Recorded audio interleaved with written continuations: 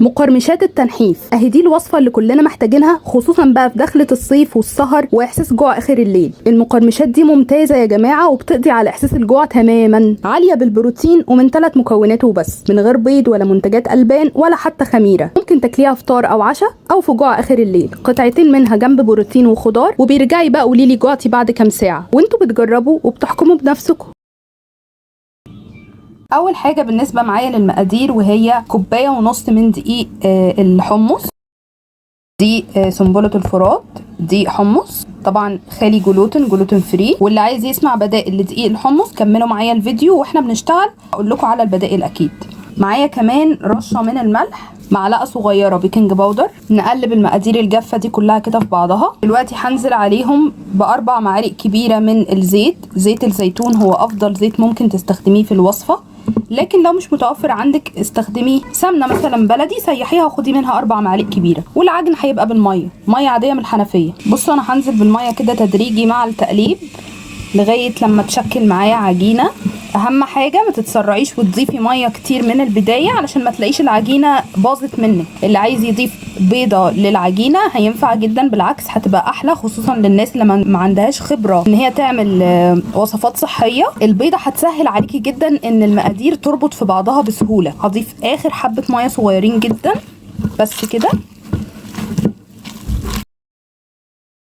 عجينه سهله التشكيل ما فيهاش تلزيق، وده اهم حاجه. ما ينفعش عجينه المقرمشات تكون عجينه طريه ملزقه. لو عملتيها طريه ملزقه هتطلع معاكي في النهايه المقرمشات طريه، وما ترجعيش بقى تقولي لي ايه ده دي طلعت طريه. اسمعوا الفيديو بالتكات اللي بقولها لكم، اللي هي دي اصلا بتكون نجاح الوصفه فيها. انا هشكل المقرمشات بتاعتي على كيسه، دي اسهل طريقه للتشكيل، وهدهنها مسحه بسيطه جدا من الزيت علشان سهوله التعامل مع العجينه. طيب دلوقتي افرد معاكم العجينه. هبدا ان انا اوزع كده عليها شويه بذور، اي حاجه متوفره عندك في البيت حطيها، حاجات بتدي نكهه حلوه جدا وفي نفس الوقت فايده. اللي عايز يغطي تماما على نكهه دقيق الحمص، في ناس كتيره بتعترض على الطعم بتاعها، بتقول لي نكهه قويه قوي ومش حابينها في الاكل. فاللي عايز يغطي عليها تماما في الوصفه النهارده يحط كمون. الكمون اللي هو الحصى هيغير تماما في طعم المقرمشات، هتطلع طعمها خطير. اصلا عملتها قبل كده معاكم. دلوقتي انا هفرد بقى معاكم العجينه بسمك يبقى رفيع. لازم هنا تفردي بسمك رفيع، كل ما كانت رفيعه هتطلع معاكي مقرمشه، ما فيهاش احتمالات انها تطلع معاكي طريه خالص. وانا بقول لكم بقى على البدائل لدقيق الحمص في الوصفه. طبعا بديل لدقيق الحمص ينفع تستخدمي دقيق ذره، ده برده خالي من الجلوتين. ينفع تستخدمي دقيق شوفان، دقيق شعير، دقيق قمح كامل.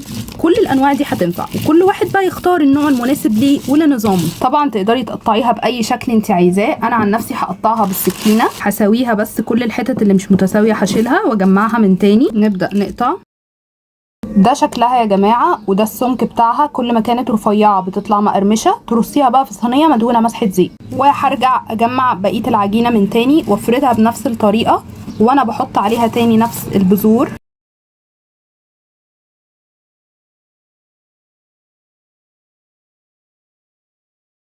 وده بيكون الشكل النهائي للمقرمشات بتاعتي. قد ايه شكلها تحفه. دلوقتي انا هدخلهم الفرن على درجه حراره 180 في الرف الاوسط، واستنوني لما يطلعوا اقول لكم بالظبط تفاصيل التسويه. ده معايا بيكون شكل المقرمشات بعد خلاص ما استوت وطلعتها من الفرن. قعدت معايا في التسويه حوالي ربع ساعه. طبعا تسويه كل فرن بياخد وقت مختلف عن التاني، مش شرط ربع ساعه اللي قعد معايا عشان يقرمش ويستوي وياخد درجه القرمشه اللي انا حباها تبقى معاكي انت كمان. لا لازم تتابعيه. بصوا درجه الذهبي بتاعته من كل الاتجاهات خطيره، وطبعا لاني مقطعاه رفيع فبيطلع مقرمش وخطير من غير حتى ما اكسرها معاكم. باين عليها قد ايه هي ما شاء الله مقرمشه. ده طبعا بقى انت بتدهنيه كده مثلا بالجبنه، او بتاكلي جنبه بيض في وجبه عشاء، في وجبه فطار، وجبه سناك حتى خفيفه. لو حاسه ان انت جعانه ممكن تاكلي منه كام قطعه مع اي نوع بروتين، وشوفي احساس الشبع اللي هتحسي بيه والكام ساعه. ما شاء الله خطير الوصفه دي في جوع اخر الليل، خطيره مش هتستغني عنها. تعالوا بقى كده نشوف مع بعض قرمشه واحده. سامعين القرمشه طبعا تجنن. بالنسبة للسعرات الحرارية في القطعة الواحدة، هو طلع معايا حوالي 28 قطعة، الواحدة فيها 38 سعر حراري. سعرات مش عالية أبدا، طعمها لذيذ قوي ومقرمشة كده، منها كمقرمشات ومنها كبديل للخبز. جربوها مش هتستغنوا عنها لا في الفطار ولا في العشاء ولا حتى في جوع اخر الليل. اعملوا بقى منها كميه واحتفظوا بيها كده في علبه من غير ما تدخلوها التلاجة، بس المهم تبقى علبه تقفليها كويس يعني عشان ما يدخلهاش رطوبه وتطرى معاكي. جربوها هتدعولي عليها، مش هتستغني عنها طول الصيف. جربوا واحكموا انتم بنفسكم.